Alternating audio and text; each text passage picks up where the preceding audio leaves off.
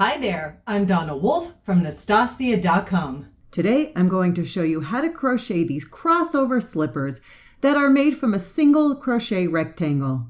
To do this, I'm using 250 yards of worsted weight yarn and a size H crochet hook.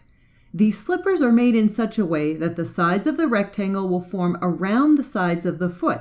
For an average woman's size, the number of rows should be around 8 to 9 inches, and these will stretch, so take that into consideration. While the width will be around 9 inches. It helps to measure on an actual foot for a perfect fit. For my sample, I made a chain of 31, which gave me about 9 inches of stitches. Skip the first chain and make one single crochet in each chain across. At the end, you'll have 30 stitches. For row 2 and the remaining rows, you'll make a chain 1, turn your work, and make one single crochet in each stitch across. Each row will have 30 stitches on it unless you have altered that number to accommodate your foot size. There is no multiple in this pattern, so make whatever number of chains, single crochet stitches, and rows that work for your foot. I like using a separate strand of yarn to sew my seams. However, you can just leave a longer tail end and use that to sew the back of the foot seam.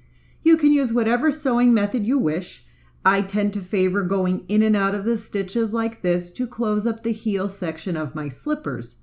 Whatever method you choose, you'll continue sewing until the back heel section is completely closed. Then decide which side looks better after sewing. You might want to turn the slippers inside out if that side looks better than the other. Now it's time to work on the toe section. If you notice, the right and left foot are different in that the folded over section goes to the right with the right foot and to the left with the left foot. We're going to fold our toe section in 3. So make 3 sections, technically 10 stitches each, since we have 30 stitches on each row.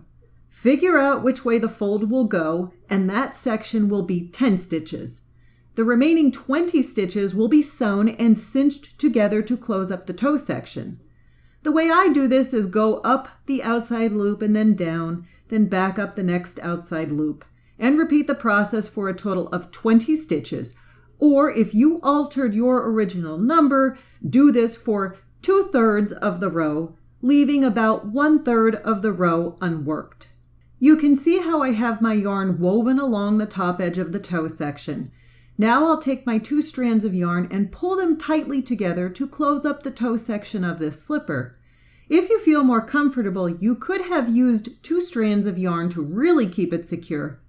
Tie and knot the strands a bunch of times so they don't come undone. And then you'll want to weave in that shorter end. The longer end, if you still have it, can be used to sew the flap section if you wish. You can sew the flap on the top and bottom if you wish. Or you can just tack the pointed part of the flap and leave the rest unworked. This way, if your foot expands and contracts throughout the day, the slipper will adjust with you. The button is sewn on as a decoration afterwards.